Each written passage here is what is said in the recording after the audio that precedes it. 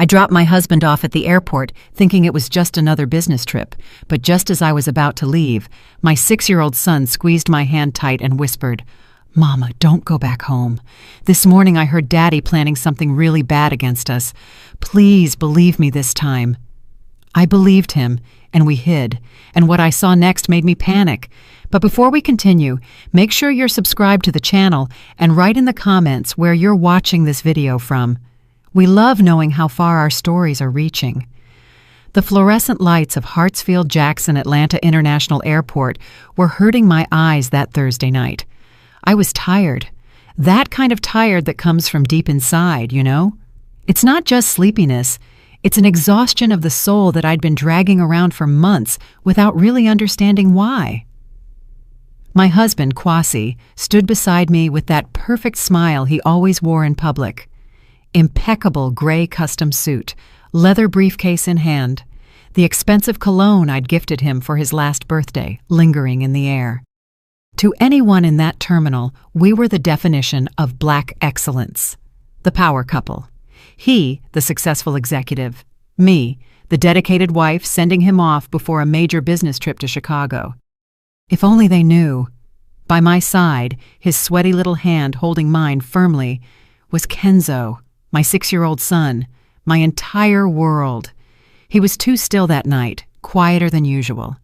And mind you, Kenzo has always been an observant child, one of those kids who prefers watching to participating.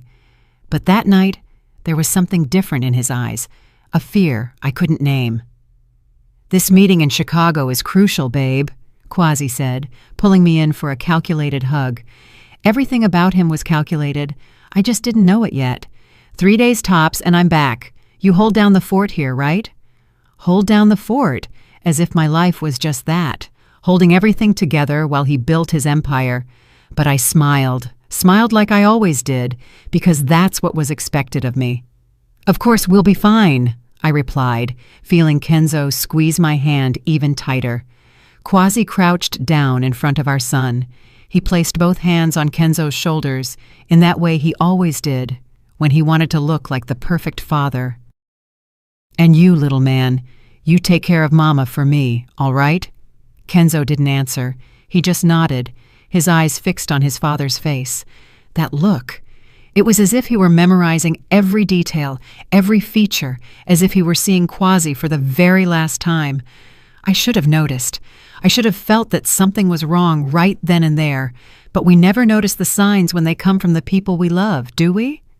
We think we know the person, that after 8 years of marriage, nothing can surprise us. How naive I was. Kwasi kissed Kenzo's forehead, then mine. "Love you both. See you soon." And then he turned, grabbed his carry-on, and walked toward the TSA checkpoint. Kenzo and I stood there, frozen in the middle of that crowd of goodbyes and reunions, watching him disappear. When I finally couldn't see Kwasi anymore, I took a deep breath. "Come on, baby. Let's go home." My voice came out weary. I just wanted to get back to our house in Buckhead, kick off these uncomfortable heels I'd worn to look the part, and maybe watch something on TV until sleep took over. We started walking down the long airport concourse, our steps echoing on the polished floor. Kenzo was even quieter now, and I could feel the tension in his small body through the hand holding mine. "Everything okay, sweetie? You're very quiet today." He didn't answer immediately. We kept walking, passing the closed shops, the flight monitors, people rushing with rolling suitcases. It was only when we got near the exit, when the automatic glass doors were already in sight, that he stopped. He stopped so abruptly, I almost tripped. "Kenzo, what's wrong?" That's when he looked at me. And God, I will never forget that look.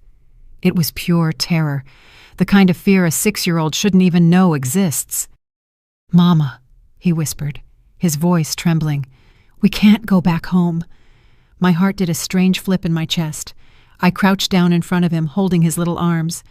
"What do you mean, baby? Of course we're going home. It's late. You need to sleep, don't you?" His voice came out louder, desperate. A few people turned their heads to look at us. He swallowed hard and continued, now in an urgent whisper. "Mama, please, we can't go back. Believe me this time, please. This time. Those 2 words hurt because it was true. Weeks ago, Kenzo had told me he saw a strange car parked in front of our house. The same car, 3 nights in a row. I told him it was a coincidence.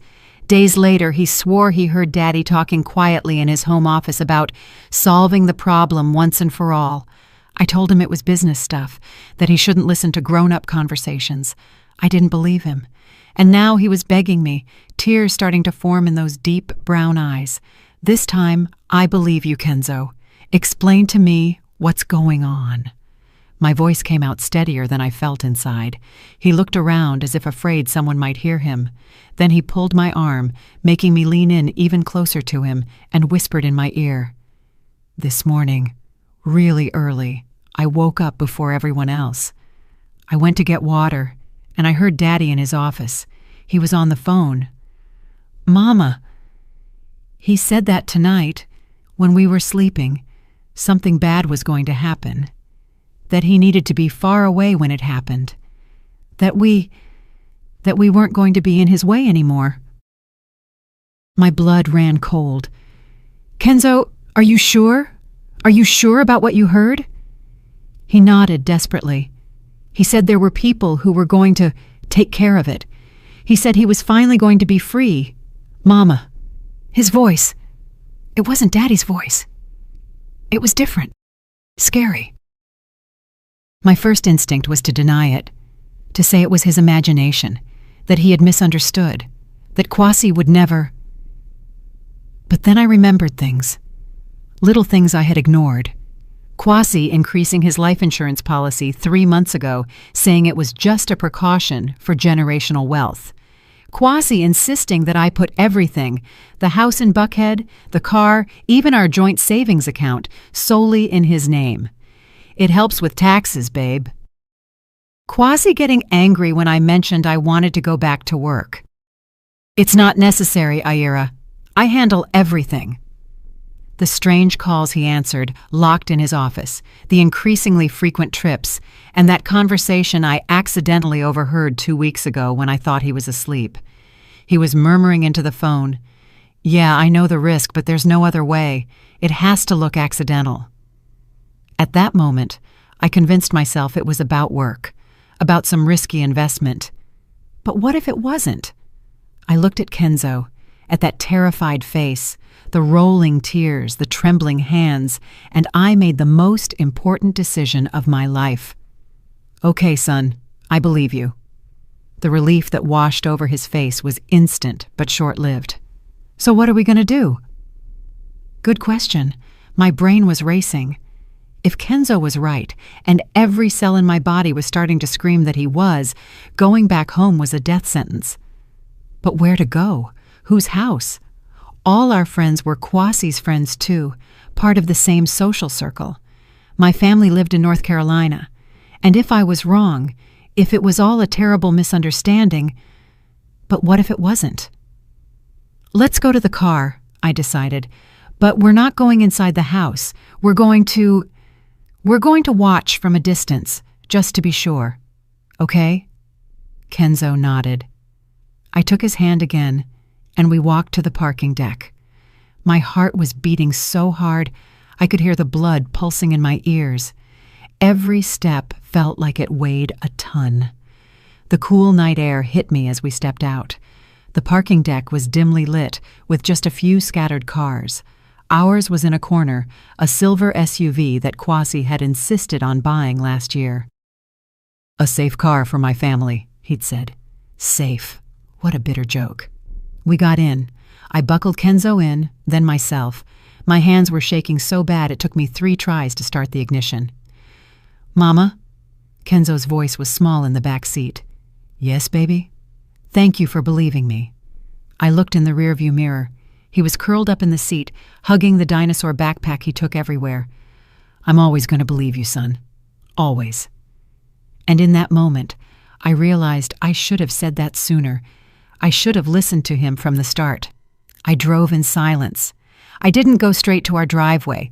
Instead, I took a back route through the neighborhood, finding a spot on a parallel street that offered a view of our house through the trees without us being easily seen. I parked in a dark spot between two large oaks. From there, we could see our home. Everything looked normal. The streetlights illuminated the sidewalk, our manicured lawn, the porch where Kwasi and I drank coffee on Sundays, the window of Kenzo's room with the superhero curtains he had picked out. Home. Or at least that's what I thought it was. I turned off the engine and the lights. Total darkness, total silence, except for our breathing. "And now we wait," I whispered. Kenzo didn't say anything. He just kept looking out the window, eyes fixed on the house. And so we waited, not knowing that in less than an hour, everything I thought I knew about my life was going to crumble. The dashboard clock read 10:17 p.m. When I started to question if I wasn't being completely ridiculous, there I was, hiding on a dark street with my 6-year-old, spying on my own house like we were in a bad movie. What kind of mother does this? What kind of wife suspects her own husband? Of what exactly? I couldn't even form the complete thought in my head. It was too absurd. Kwasi never raised a hand to me, never yelled at Kenzo. He was a present father, a provider. But was he a loving husband? The question came out of nowhere and caught me off guard. When was the last time he looked at me with genuine affection? When did he ask how my day was and actually want to hear the answer? When did he touch me without it being mechanical, automatic? When was the last time I felt loved and not just maintained? "Mama, look!" Kenzo's voice snapped me out of my thoughts. My heart spiked. "What? What did you see?" "That car." I followed the direction of his finger. A vehicle was turning onto our street, but it wasn't just any car. It was a dark van, no decals, no front plate visible. The windows were tinted, so dark it was impossible to see who was inside. The van slowed down as it passed the houses, too slow to be someone just passing through. It was like it was hunting.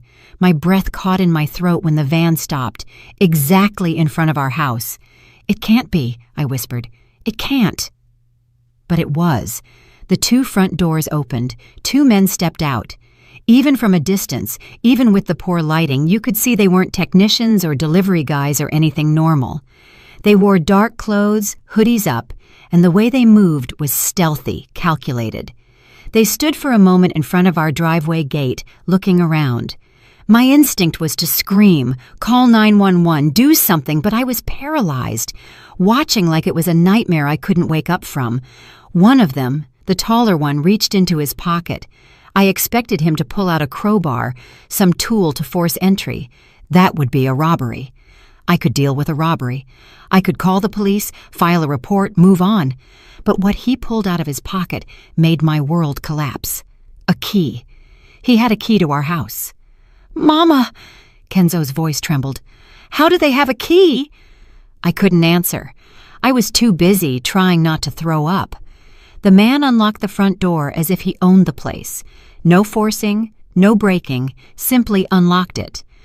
Only 3 people had a key to our house. Me, Kwasi, and the spare key that was in his home office, inside the desk drawer that was always locked. The 2 men entered my home, into the house where I slept yesterday, where I made grits and eggs for Kenzo this morning, where I felt safe. They didn't turn on the lights. I could see flashlight beams dancing behind the curtains. They were looking for something, or worse, they were preparing something. I don't know how long I sat there, frozen, watching. It could have been 5 minutes or 50. Time had lost meaning. All that existed was that vision. 2 strangers inside my house with keys only my husband could have given them. Then I smelled it. At first I thought I was imagining it, but it got stronger. A chemical smell, pungent, gasoline. "Mama, what's that smell?" Kenzo asked. And that's when I saw smoke. It started small, just a thin thread coming out of the living room window, then another from the kitchen window. And then I saw the glow. That sinister orange glow that can only mean one thing: fire. "No." I got out of the car without thinking. "No, no, no." Kenzo's hand pulled me back. "Mama, no, you can't go there." He was right. I knew it, but it was my house, my things.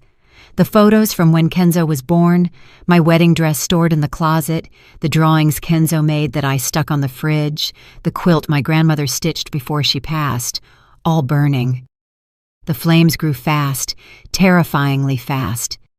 In a matter of minutes, the living room was totally engulfed. The fire licked the walls, shattered the windows, climbed to the second floor where Kenzo's room was. That's when the sirens started. Someone must have seen the smoke and called the fire department.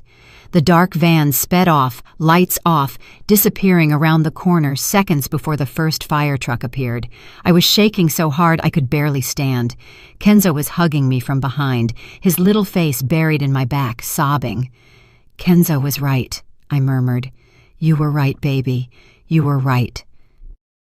If we had gone home, if I hadn't believed him, we would be inside there right now, sleeping, unaware.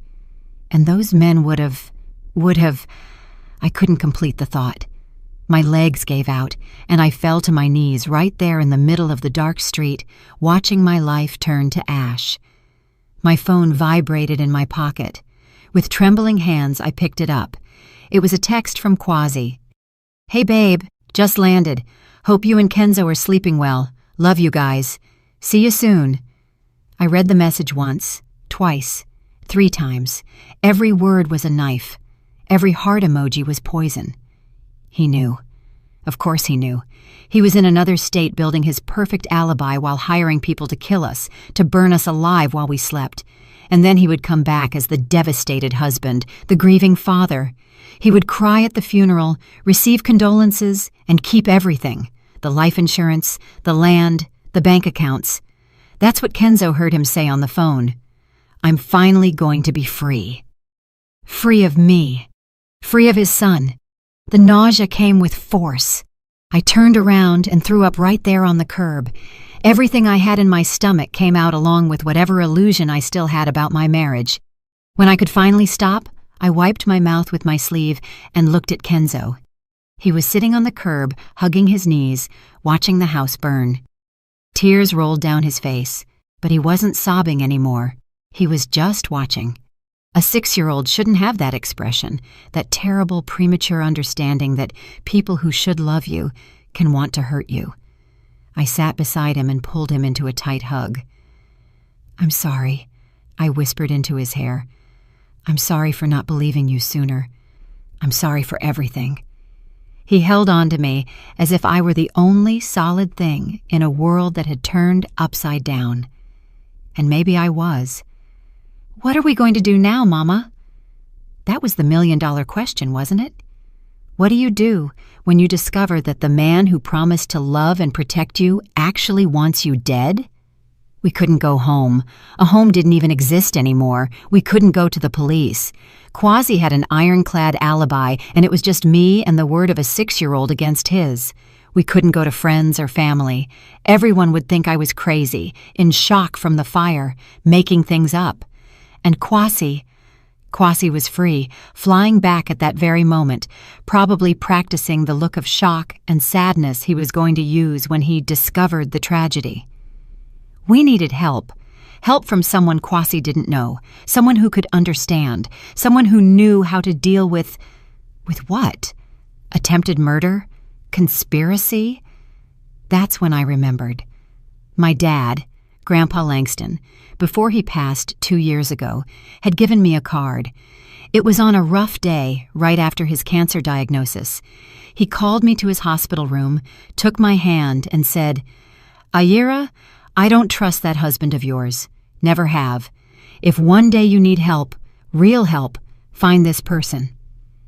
The card had a name, Zunaira Okafor, attorney at law, and a phone number. At the time, I was offended. How could my dad not trust Quasi? Quasi, who was so attentive to him, who visited him in the hospital, who paid for the best doctors. But now I understood. My father saw something I refused to see, and he left me a way out. I took my phone again. Battery was at 23%. I needed to make a decision fast. "Kenzo, remember that card Grandpa gave me? The one I kept in my wallet?" He nodded. I'm going to call the person on it. She's going to help us." At least I hoped so. With trembling fingers, I dialed the number. 3 rings, 4. It was going to voicemail when a female voice, raspy but firm, answered. "Hello? Attorney Okafor speaking."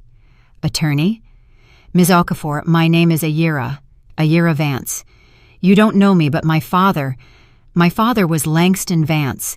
He gave me your number. I need help. Bad." There was a pause.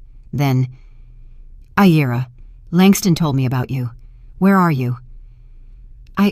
My house just burned down. I'm on the street with my son. And my husband tried to kill us." Another longer pause. When she spoke again, her voice was different, more urgent. "Are you safe right now? Can you drive?" "Yes." "Then write down this address." Attorney Zunera's office was in an old brick building in the Sweet Auburn district, the kind of place you pass by without noticing. It didn't have a flashy sign, just a small, faded plaque. Z. Okafor, Legal Counsel. It was almost midnight when I parked in front. The street was deserted, only a few streetlights working. Kenzo had fallen asleep in the back seat during the drive, exhausted from crying. I had to carry him. Before I rang the bell, the door opened. A woman stood there. She must have been about 60, gray locks pulled back in a bun, reading glasses hanging from a chain. She wore a simple blouse and jeans like she had been woken up, but her eyes were alert, analyzing every detail of me and Kenzo. "Ayira, yes, come in quickly." I obeyed. She locked the door behind us with 3 different deadbolts. The office smelled of old books and strong coffee. There were stacks of files everywhere, old cabinets, a table full of papers. "Put the boy on the sofa over there," she instructed. "There's a blanket on the chair." I laid Kenzo down carefully. I covered him. He kept sleeping, his face still streaked with tears. "Coffee?" she offered. I was going to refuse, but she was already pouring 2 cups. She handed me one and pointed to the chair in front of her desk. "Sit down and tell me everything from the beginning. Leave nothing out." And I told her. I told her about Kwasi's trip, about Kenzo's whisper at the airport, about the decision to hide and watch the house, the men with the keys, the fire, Kwasi's text pretending to care while knowing we should be dead. Attorney Zunera didn't interrupt me once.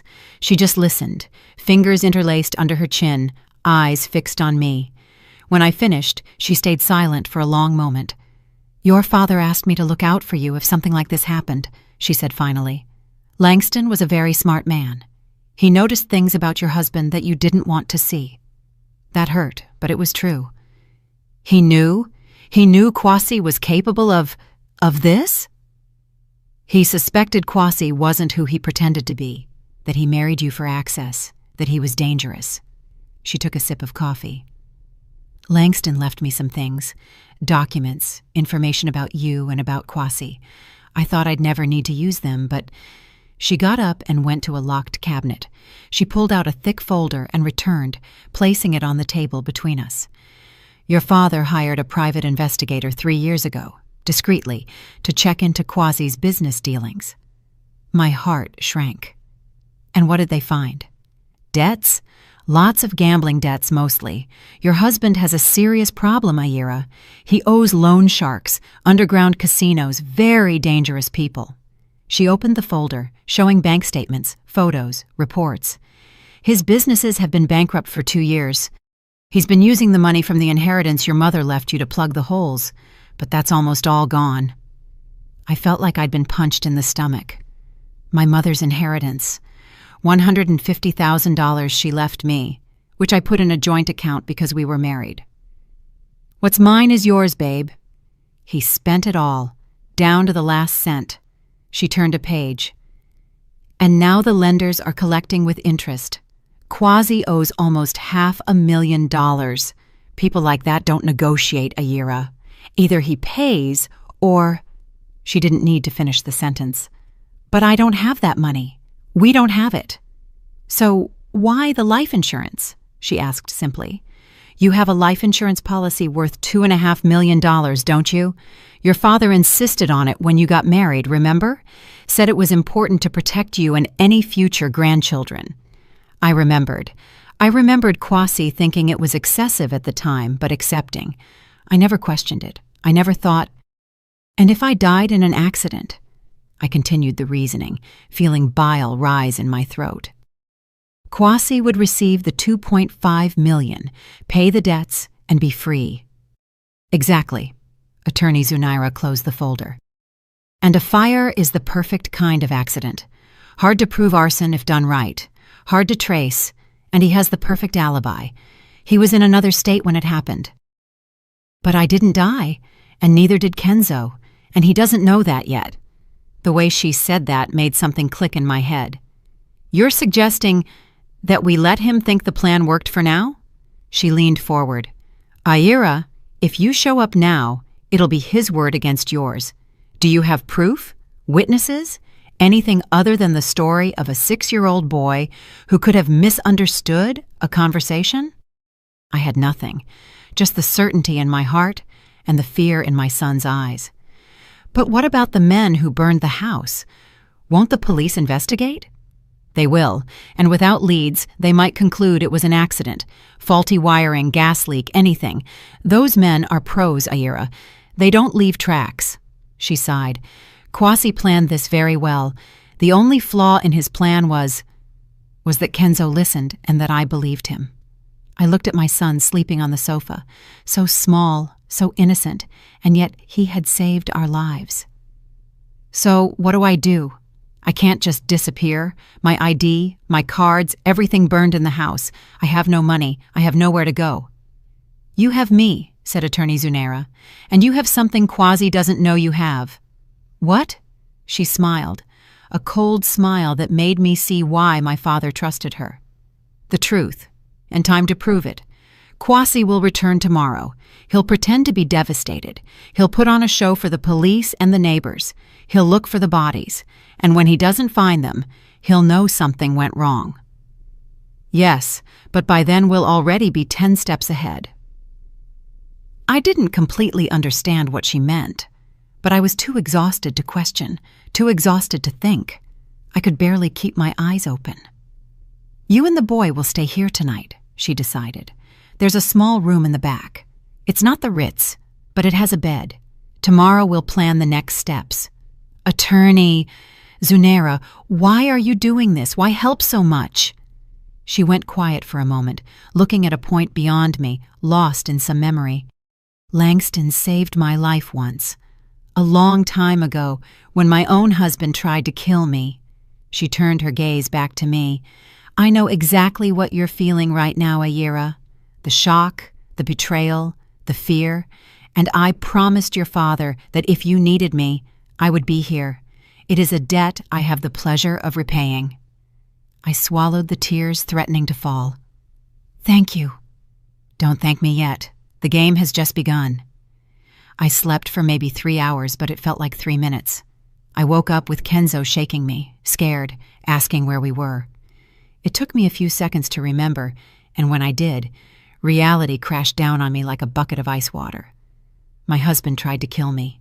No matter how many times I repeated that in my head, it still seemed unreal, surreal, like a nightmare I was going to wake up from at any moment. But it wasn't, and the morning news proved it. Attorney Zunaira knocked on the door of the small room at 7 o'clock a.m. Turn on the TV, Channel 2. There it was. Breaking news.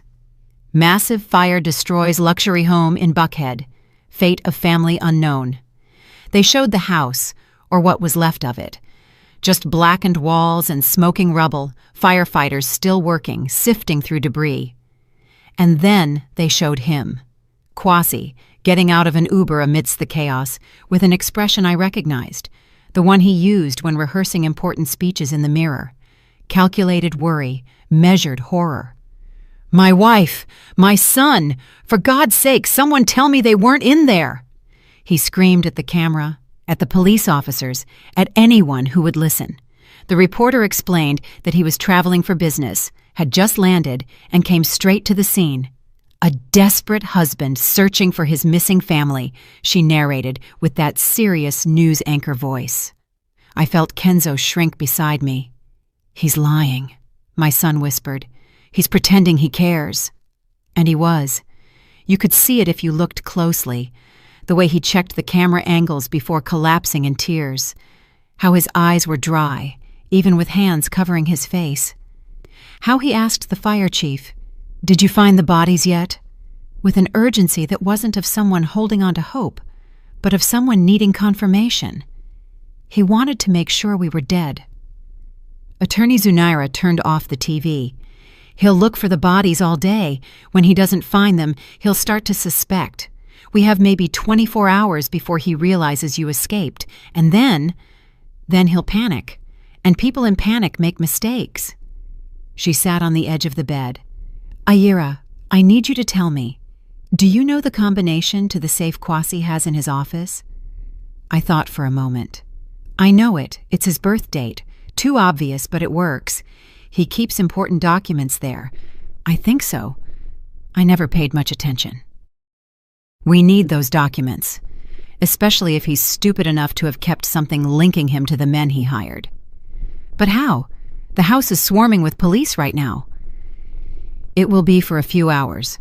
But at night, when he goes to a hotel, because he won't want to sleep in a burnt shell, we can get in." I looked at her like she was crazy. "You want me to break into my own house?" "Technically, it's not breaking and entering if you live there." She smiled that cold way again.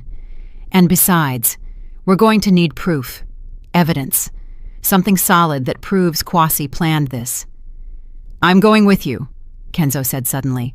"No way. You're staying here, baby." "Mama, I know where Daddy hides things." His voice was small but determined. "There are places you don't know. I know because I watch. I always watch." And he did watch.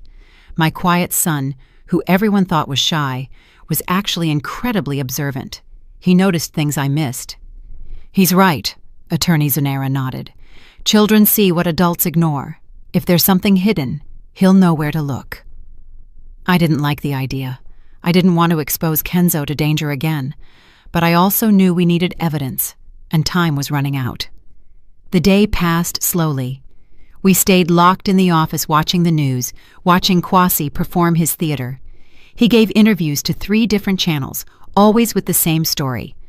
A devastated businessman searching for his family, a father's hope, the anguish of not knowing, lies, all lies.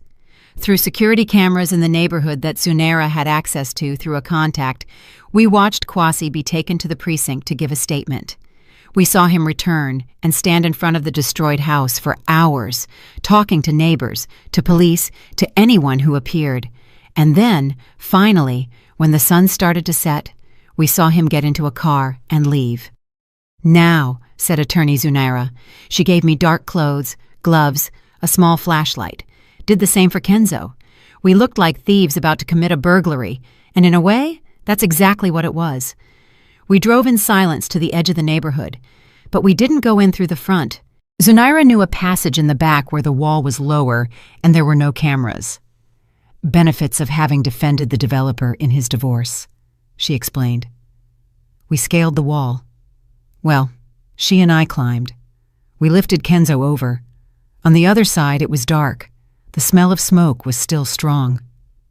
20 minutes, whispered Zunaira. "Get in, get what you need, get out. I'll stay here watching." I took Kenzo's hand and we walked to the house, or what was left of it. The back door, the kitchen one, was partially burned but could still be opened. We entered. God, the destruction was total. Blackened walls, ceiling partially collapsed, the smell of ash and chemicals. Everything that was my life was destroyed. But we didn't have time to mourn. "The office," I whispered to Kenzo. "Where is it?" He guided me, passing through the destroyed living room, going up the precarious steps of the staircase. Kwasi's office was on the 2nd floor, and miraculously, it hadn't burned as much as the rest. The door was jammed, but I managed to force it open. The safe was there, embedded in the wall behind a painting that had burned away. I entered Kwasi's birth date. Beep, green light, open. Inside were documents, a lot of cash, probably for illegal payments, and an old burner phone. "Take everything," Kenzo's voice sounded from the other side of the room. "Mama, look here." He was pointing under a loose floorboard, a hiding place I would have never known existed. I lifted the board. Inside was another phone, a black notebook, and an envelope. I grabbed everything in a rush, stuffing it into the backpack I had brought. "Let's go, quick." We were almost at the door when we heard voices downstairs. "Are you sure nobody's here?" "Yeah, police already released the site. We're just double-checking." My blood froze. I looked at Kenzo. He was pale.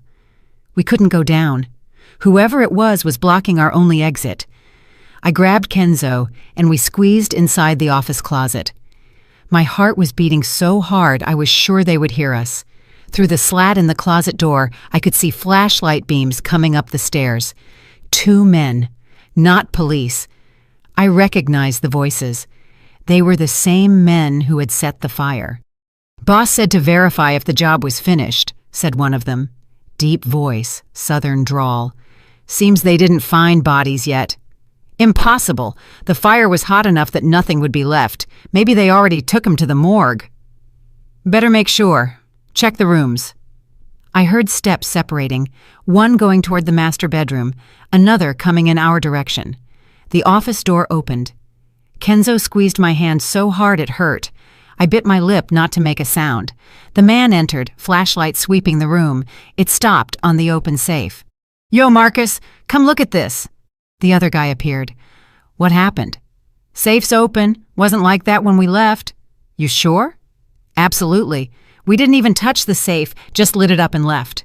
Tense silence. "Someone was here," concluded the one named Marcus. "Recently, the dust around it is disturbed. Think it was the cops?" "Cops don't steal cash. And look, there are small footprints." He pointed the flashlight at the floor. "Too small to be an adult." My stomach dropped. "A kid," the first man said slowly. "You think?" "I think we got a problem." Marcus pulled a phone from his pocket. "I'm calling the boss. He needs to know." I couldn't allow it. If he called Kwasi, if he told him someone had been there, that possibly we were alive. But what could I do? I was locked in a closet with my 6-year-old, unarmed, trapped. That's when I heard the scream. It came from outside. A female scream, loud, full of terror. "What the hell was that?" Marcus bolted down the stairs. The other man followed. I didn't waste time. I picked up Kenzo and ran. I went down the stairs so fast I almost tripped. The back door was open. They must have come in through there. We ran to the wall. Zunera was there, panting. "Was that you who screamed?" I asked as I helped her jump the wall. "I needed to get them out of there. Did it work?" "Yes." I showed her the backpack. "I got everything." We ran to her car, parked 2 blocks away. Only when we were inside, doors locked, engine running and driving away, could I breathe. "Those men saw that someone touched the safe," I said. "They'll tell Kwasi." "Excellent." I looked at her like she was crazy. "What do you mean, excellent?" "Now he'll know you're alive. He'll know you have the evidence. He'll panic." She smiled while driving. "And people in panic do stupid things." I don't know if I agreed with her logic, but I was too exhausted to argue. Back at the office, we emptied the backpack onto the desk. Documents, phones, money, the black notebook. Zunera took the notebook first, opened it, started reading, and the more she read, the wider her smile became. "Bingo," she murmured. "What is it? Is your husband meticulous or just dumb? Probably both." She turned the notebook toward me. "Look at this. Dates, amounts, names. He documented every cent he borrowed, from whom and when he had to pay. He even had notes about conversations with the loan sharks. I scanned the pages. Everything was there, every debt, every threat he received. And then, on the last pages, final solution. Ayura's life insurance, 2.5 years. Accident has to look natural. Contact, Marcus. Service, $50,000. Half up front. Date, Novi 21. That was today. Or rather, it was yesterday. He wrote everything down. I whispered, incredulous. Why would anyone do that? Insurance, explained Zunera. If something went wrong, he could use this as leverage against the guys he hired, prove they were involved too. She picked up one of the phones. And I bet on these burners there's even more evidence, texts, calls. It took all night to examine everything. The phones were password protected, but Zunera had a tech guy contact who managed to unlock them. And there it all was. Messages between Quasi and Marcus. Need it to be a day I'm traveling. Solid alibi. Has to look accidental. Fire is good, hard to trace. And the kid? Marcus had asked. Can't leave anyone behind either. Quasi had written coldly about killing our son as if it were a minor detail, an inconvenience to be solved. I felt hate growing inside me. A cold, sharp hate. I was no longer the woman who had married believing she had found love. I was a mother protecting her child. And mothers are dangerous when their children are threatened. Is this enough to arrest him? I asked. Enough to arrest, convict, and throw away the key, confirmed Zunera. But we need to do it right. If we hand this to the wrong police, Quasi has enough money and connections to make it disappear, or worse, to make you disappear. So, what do we do? She thought for a moment. I know an honest detective. Detective Hightower. Homicide. Incorruptible. If we present the case to him with all this proof, Quasi has nowhere to run. When? Tomorrow morning. But before that... She looked at her phone. Your husband has already tried to call you 7 times in the last hour and sent 15 texts. I picked up my phone. It was on silent, but the screen lit up with notification after notification. Ayira, for God's sake, where are you? Babe, I'm desperate. Please answer me. Police said they didn't find your body. Where are you? Are you hurt, Ayira? Answer me. And the most recent one sent 5 minutes ago. I know you're alive. And I know you took the things from the safe. We need to talk. Urgent. The mask had fallen. He knows, I said. Perfect. Answer him. What? Are you crazy? Answer him. Tell him you want to meet him in a public place tomorrow morning. Why? Zunera smiled. That smile I learned to fear and admire at the same time. Because we're going to give him a chance to hang himself. I typed the response with shaking fingers. Centennial Olympic Park, near the fountain. Tomorrow, 10 a.m. Come alone. Quasi's reply came in seconds. I'll be there, Ayira. We need to talk. Things aren't how you think. Things aren't how you think. As if I were the crazy one in the story. As if I hadn't seen 2 men torching my house with my own keys. Perfect, said Zunera. Tomorrow morning you meet him, but you won't be alone. She explained the plan. It was risky, maybe insane, but it could work. Detective Hightower agreed to help when she called and explained the situation. He would put plainclothes officers in the park, wiretaps, cameras. All we needed was to make Quasi confess. He's never going to confess knowing he might be recorded, I argued. He doesn't need to confess with words, she replied. He just needs to act, and desperate men always act.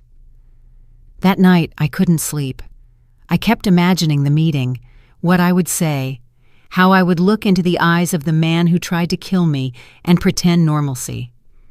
Kenzo slept beside me, finally at peace after days of terror. At least one of us could rest. At 9:30 the next morning, we were positioned. Me sitting on a bench in Centennial Park, wearing a jacket with a built-in wire. Kenzo safe in the office with Zunera, watching everything through a feed the police set up. Detective Hightower and his team scattered around the park, disguised as tourists, hot dog vendors, people walking dogs. And then I saw Quasi. He showed up promptly at 10 o'clock a.m. He wore wrinkled clothes, probably the same from yesterday, deep, dark circles under his eyes, unshaven beard. For the first time since I met him, he looked human, vulnerable. But I knew the truth. He saw me and practically ran over. Ayira, thank God you're okay. He tried to hug me. I stepped back. Don't touch me. The mask slipped for a second. I saw rage in his eyes before he reverted to expressing concern. Babe, I know you're scared, but you have to listen to me. Listen to you? Listen to you say what, Quasi? That it was all a mistake? That the men who burned our house with our keys were just burglars? He blinked, calculating. You saw. I saw everything. I was there. Kenzo and I saw everything. He went pale. He looked around nervously. Not here. Let's go somewhere private. I'm not going anywhere with you. I kept my voice steady, even though my heart was racing. Talk here. Now. Why did you try to kill me? I didn't. It wasn't like that. He ran a hand through his hair. Ayira, don't you understand? I'm in trouble. I owe a lot of money to very dangerous people. They threatened you? They threatened Kenzo? So you decided to kill us instead? What logic is that? No, I was going to get you out of the country. With the insurance money, we could start over somewhere else, far from those guys. It was a lie so blatant I almost laughed. You're talking about the insurance that only pays out if I die? He froze.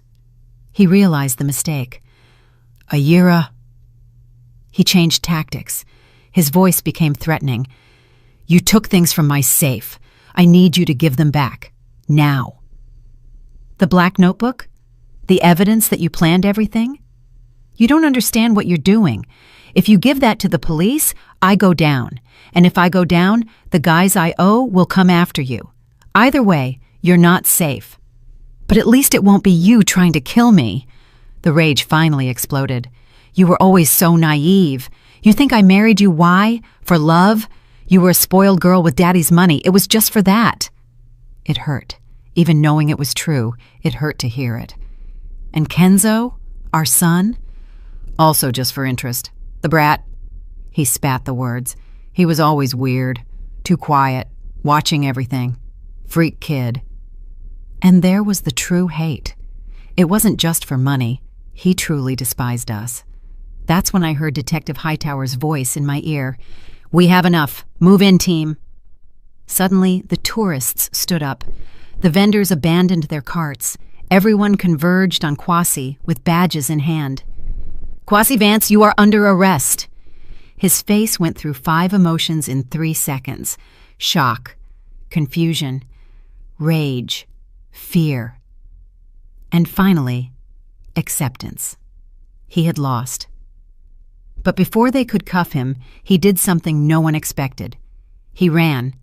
He sprinted through the park, knocking people over, jumping benches. The police went after him, but he had a head start and was running in my direction. I didn't have time to react. He grabbed me, pulled something from his waistband, a knife, and pressed it against my neck. "Nobody moves!" he screamed. His voice was unrecognizable. "Or I kill her! I swear I'll kill her!" Detective Hightower stopped 10 feet away, hands up. "Calm down, Kwasi. You don't have to do this." "Of course I do. She ruined everything! Everything!" The blade pressed harder. I felt a trickle of blood run down. My brain went into panic mode, but then I remembered Kenzo. My son, watching everything. I couldn't let him see me die. "Kwasi," I said, trying to keep my voice calm, "you're not going to do this. Don't tell me what I am or am not going to do. You're not going to do it because you're a coward. You always have been." I turned my head slightly, looking him in the eyes. Cowards don't kill while looking someone in the eye. They hire other people, and even at that, you failed. The knife trembled in his hand, and in that second of hesitation, something happened. A shot. Not to kill, to incapacitate. A sniper I hadn't even seen hit Kwasi's hand. The knife dropped. He screamed in pain, and in seconds he was on the ground, handcuffed, surrounded by officers. I fell to my knees, shaking. Detective Hightower helped me up. "It's okay. It's over." But it didn't feel over. Nothing felt real. I watched Kwasi being dragged to the squad car. He was screaming, kicking, threatening. "This doesn't end here, Ayira. You're gonna pay! You're gonna pay!" Empty. All his threats were empty now. Kwasi's trial was fast. With all the evidence, the notebook, the phones, the recordings of our meeting, the testimony of the men he hired, who cut a plea deal, there was no defense. They tried to plead temporary insanity, tried to say he was coerced by the loan sharks, tried everything. It didn't work. Kwasi was sentenced to 25 years in federal prison, attempted murder, arson, insurance fraud. The list was long. I didn't go to the sentencing. I didn't want to see his face ever again. But Zunaira went. She sent me a text when the verdict came down. Justice is served. Justice. The word seemed strange, because it didn't seem fair that 8 years of my life had been a lie. It didn't seem fair that my son had to grow up knowing his own father wanted to kill him, but at least we were alive and free. In the following months, I had to rebuild everything. Literally everything. Documents, identity, bank account, home. I got access to the home insurance money. Ironic, since Kwasi had burned it to get a different insurance payout. It wasn't a fortune, but it was enough to start over. Zunaira helped me with all the paperwork. More than that, she became a friend. Maybe the first true friend I ever had. Your father knew I was going to need you one day, I told her one afternoon, drinking tea in the new apartment I rented in Decatur. How did he know about Kwasi? A father's intuition, she smiled. Or maybe he saw things that you, being in love, didn't want to see. Little signs. The way Kwasi looked at your family's money. How he asked about inheritances. How irritated he got when you talked about working. She was right. The signs were always there. I was the one who chose to ignore them. Kenzo was going to therapy. At first, he didn't want to talk about what happened, but over time, slowly, he began to open up.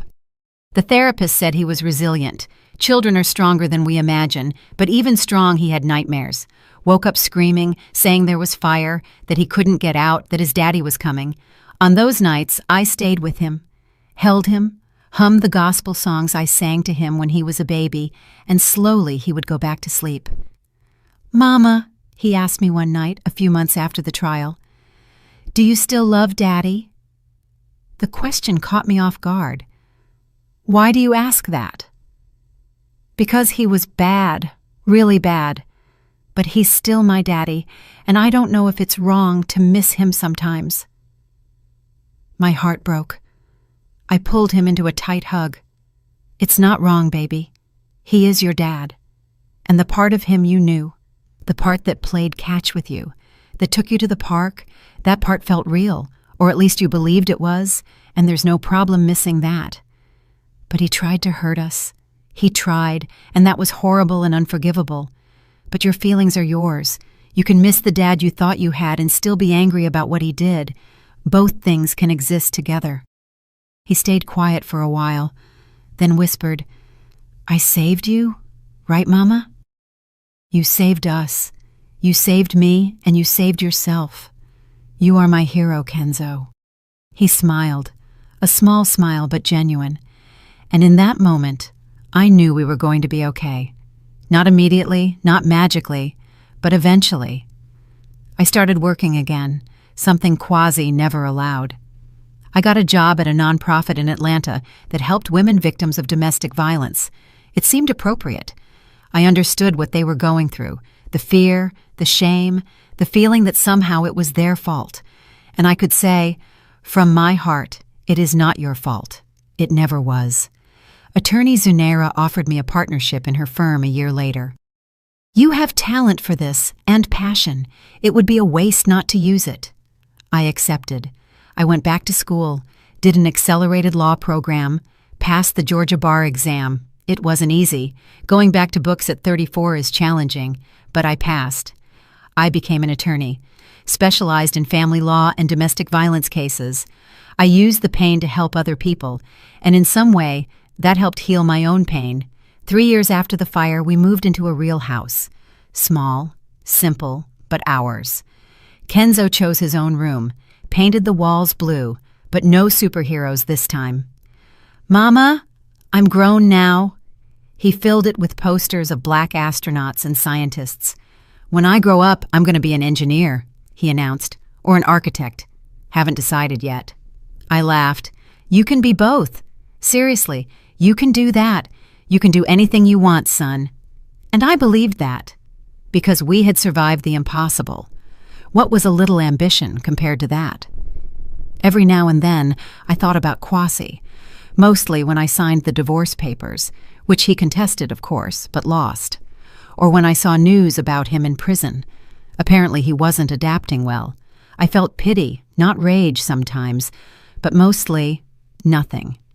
He had become irrelevant, a footnote in my history, not the main chapter. Life went on. Kenzo grew. I grew with him. I learned to trust again, not blindly, never blindly again, but with wisdom. I learned that red flags exist for a reason, that listening to your intuition isn't paranoia. And I learned that sometimes the people we love the most are the ones who can hurt us the most. But I also learned that we can survive that, and even grow. Today marks 5 years since that night at the airport. 5 years since Kenzo whispered, "Don't go back home," and changed our lives forever. I'm sitting on the porch of our house, drinking coffee. Kenzo, now 11, is in the living room doing homework. It's Saturday, but he likes to get ahead on his work. "Mama," he shouts, "can I go to Malik's house after lunch?" "You can, but be back before 6. "Okay." I smile at my coffee. He has friends now, good friends. He stopped being that quiet, scared boy. He's still observant, always will be, but he also laughs, plays, lives like every child should live. My phone rings. It's Zunaira, or rather, Auntie Z. We dropped the formalities a long time ago. "Good morning. You up early today?" "I have news," she says. I can hear the smile in her voice. "Remember that case we took last month? Mrs. Johnson?" I remember. 40 years old, abusive husband, 3 kids, no money to leave. We did it. Protection order granted. She and the kids are already in the shelter, safe. I close my eyes, feeling that warmth in my chest. That's good. That's really good. That's why we do this, right? For these moments. Yes. We hang up, and I stay there thinking about how many women we've managed to help over these years. How many children we saved. Not in such a dramatic way as Kenzo and I were saved, but saved nonetheless, from toxic relationships, from abuse, from dead-end situations. We transformed our tragedy into purpose. "Mama?" Kenzo appears at the screen door. "Can I ask you something?" "Always." He sits in the chair next to me. He's bigger now, growing too fast for my liking. Soon he'll be taller than me. "Are you happy?" The question takes me by surprise. "I am. Why do you ask?" He shrugs. "Just wanted to know. Because of everything that happened. I thought maybe you'd stay sad forever." I take his hand. It's not so tiny anymore. I was sad for a while. Yes. And I still get sad sometimes when I remember. But I'm also happy because I have you. I have a job I love. I have real friends. I have a life that I chose, not that someone chose for me. "And Daddy, did you forgive him?" That one is harder. I don't know if I forgave him. Forgiving doesn't mean forgetting or saying everything is okay. Maybe it's more like letting go, not carrying that weight anymore.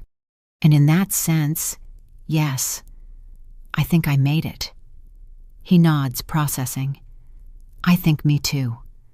I don't think about him much, just sometimes when I remember how it was before. But then I remember that wasn't real, and it gets easier. Such wisdom for an 11-year-old, but Kenzo was never an ordinary child. He grew up too fast, saw too many things, but he survived.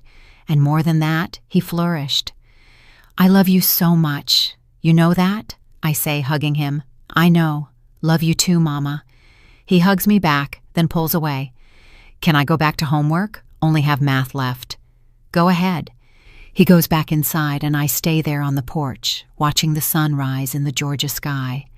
I think about how strange life is. 5 years ago, I was losing everything, or thinking I was. The house, the marriage, the security. But actually, I was gaining something more important. Freedom. Freedom to be myself, to make my own decisions, to build a life based on truth, not pretty lies. And yes, it hurts. Sometimes it still hurts. There are nights I wake up sweating, dreaming of fire. There are days I see a man from afar who looks like Kwasi, and my heart races. Trauma doesn't disappear completely. We learn to live with it. But we also learn that we are stronger than we imagine, that we can survive the unimaginable, that we can rebuild from the ashes, literally in my case. My phone vibrates again. A message from the support group I coordinate for survivors. Thank you for the meeting yesterday. For the first time, I felt like I'm not alone. I reply, you never were, and you never will be. We are in this together. It's because of these messages that I do what I do. Because I know what it is to feel alone, trapped, with no way out. And I know what it is to find an outstretched hand when you need it most.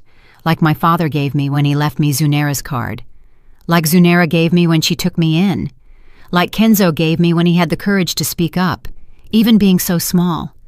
We don't save ourselves alone. We need each other. And now I give back. I extend my hand to other women who are where I was, and I lift them up. The sun is fully up now. A new day. A new chance. I get up, go inside the house. Kenzo is at the table, concentrated on the numbers. He doesn't notice when I approach and kiss the top of his head. Mama, he protests, but he's smiling.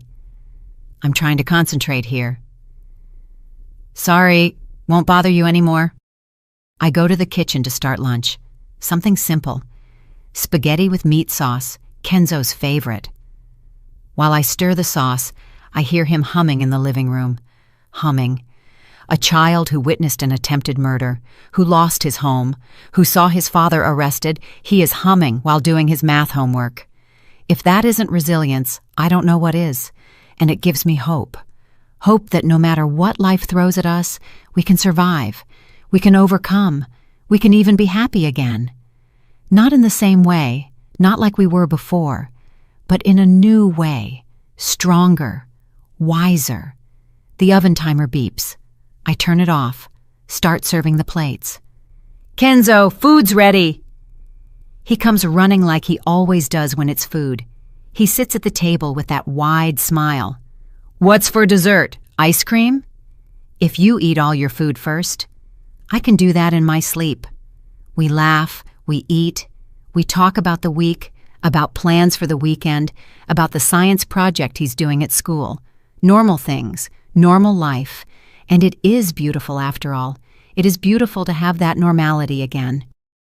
After lunch, Kenzo goes to his friend's house. I wash the dishes, tidy the house, answer some work emails, routine. Wonderful, mundane routine. In the afternoon, when Kenzo comes back, we watch a movie together. Some silly animation that makes me laugh.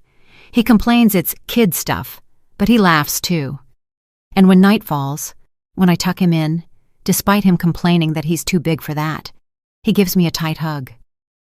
Mama? Yes? Thanks. For what, baby? For believing me that day at the airport. If you hadn't believed me, but I believed you. I believe in you. He smiles, settles into the bed.